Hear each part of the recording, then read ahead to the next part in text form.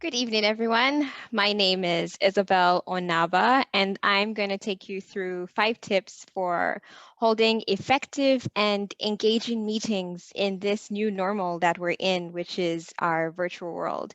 It goes without saying that this is how we spend majority of our day. Just here on the side, you can see we're always on our iPads, we're on our cell phones, we are on our computers, and that's how we're meeting people. And so it brings us to the question of how can we have effective and engaging meetings in the midst of just being in the virtual world. So I like to start my meetings with people, or my presentations with people actually knowing a little bit about me. So here are 3 fun facts about me. The first one is I am from Uganda, which is in East Africa. I have this running joke with my family that anytime it's -40 here, it's +40 there. So Yes. we keep that running really well. Every time it's -23, I look at the weather back in Uganda and it's +23. The second thing about me is that I hold many titles in my life. So I'm in communications with Ellis Dawn Construction. I am a communications core leader with the Alliance of Black Employee Experience and Leadership, which is Ellis Dawn's internal organization team that we have there.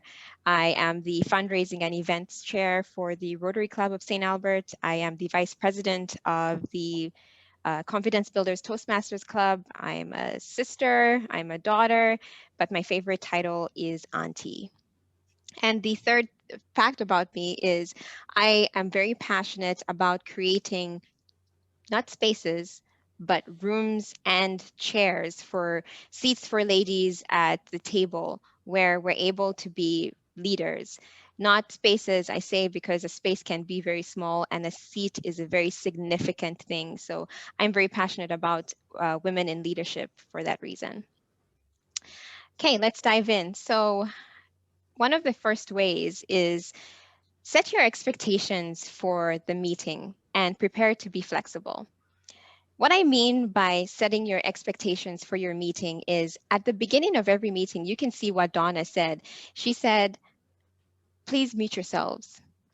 And that's what you're doing. You're setting an expectation for your meeting already from the beginning. You're doing the housekeeping to let people know what is and isn't acceptable. One of the things that happened even today when we had, in my company, we call it the president's virtual tour. So he goes around all the areas in Canada, basically just answering questions for 2 hours. And at the beginning of the meeting, they said, we expect everyone's camera to be on to make this a little bit more engaging. And so don't be afraid to set that expectation for any of your people who are attending your meetings and tell them, hey, if you're coming on this meeting, I would like for your cameras to be on. And if you're coming on the meeting again, please mute yourselves upon entry unless you're speaking. So just creating that expectation with people who are listening to you and as a facilitator. The second thing is to prepare to be flexible. I have a personal story with this because when we were going through this initial presentation, my I have 2 computers and one of them was not working with the Zoom platform that I had because that was a web-based one. And so I wasn't able to share my presentation for the run through.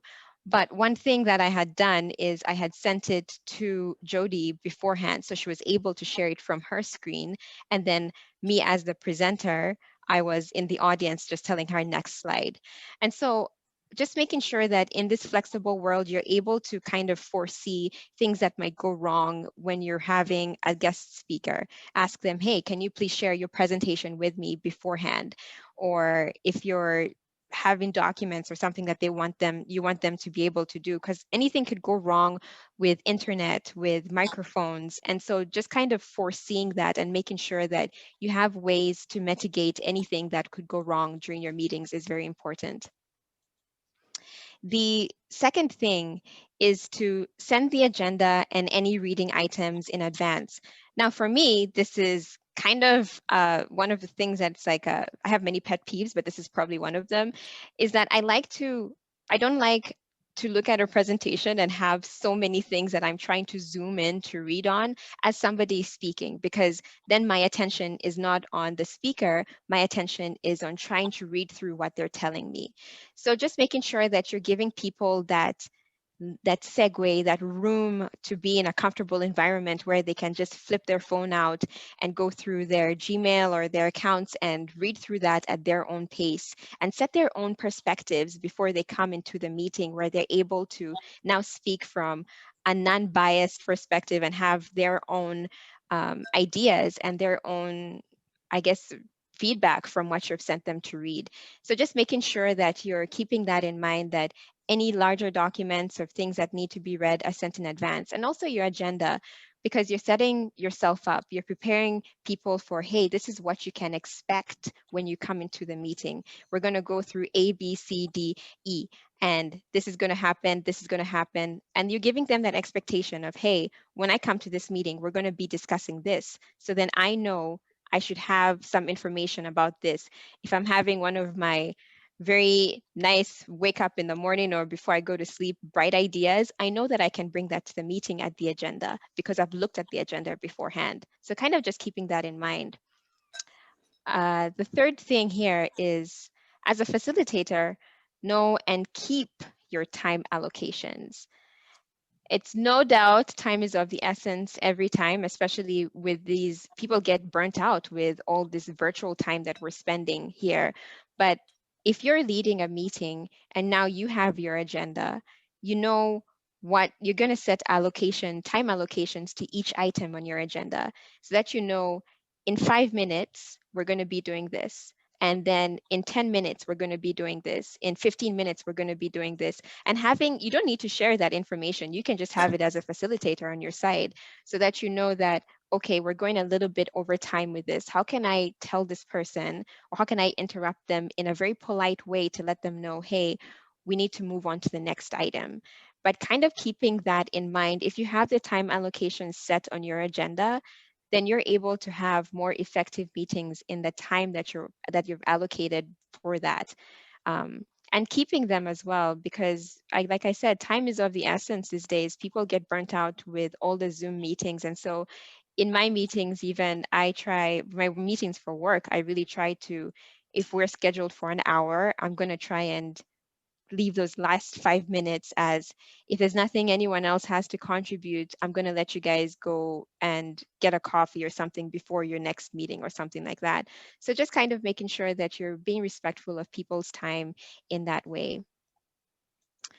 The fourth thing here is to get everyone involved.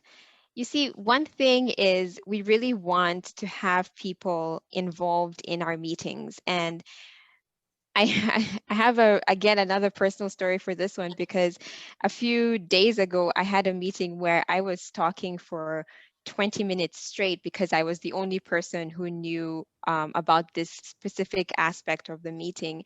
And by the end of it, my mouth was dry and I was feeling like I was just exhausted. But you see, the thing is, I wasn't able to get that feedback from so many people listening, where it's different from when you're in person and you're presenting. When you're presenting in person, you can see the energy, you can feel the energy in the room. But when you're presenting in a virtual world, you're basically presenting to silence and your camera and trying to see the little 2 icons or 3 icons of people there. So just trying to get people involved and seeing ways that you can have them do something during the meeting. Can you be the one to introduce? Can you be the one to maybe give a little bit of a speech? Can you be the one to moderate the questions?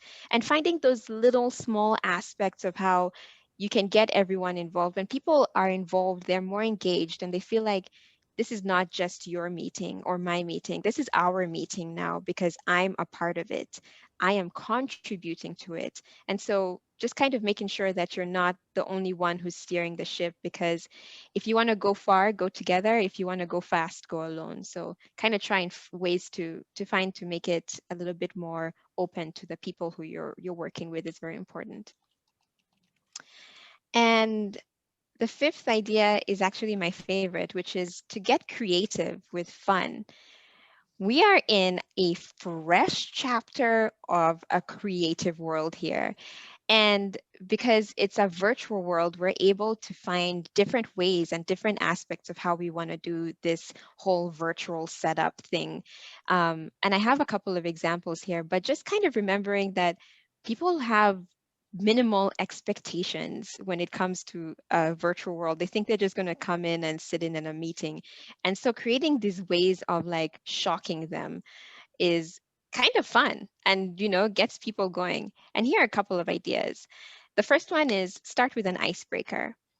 I have this thing when I'm having small meetings is I ask, hey, can you please give your name, where you're located, because sometimes my meetings are with people on the East Coast, and I say something like, tell me about, and just give your favorite movie. And even if we're like 7 people in the meeting, all of a sudden people start to feel loosened up, get more creative. And so in very informal meetings, it's very easy to kind of do that as a way to create a connection with the people that you're with. The second thing is to have a virtual trivia with a prize. Again, this one we did. I did it. I moderated a trivia last month for our Alliance of Black Employee Experience and Leadership. We had our all members meeting and we were thinking of how we can find ways to get our group engaged. And so we said, ooh, let's have a trivia, an online trivia, and make it one group versus the other group. All these platforms that you're going to learn about in a separate presentation that's coming up, they have all these features that you can make the most use of.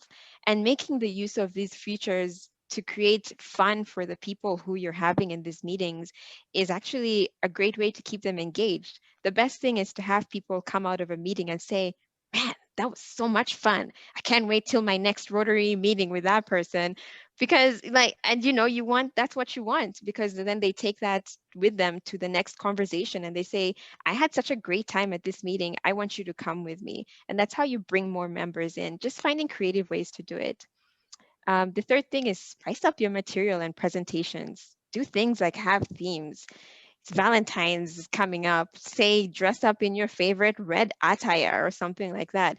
And you can have that with your small meetings, your big meetings, just kind of creating some kind of cool way.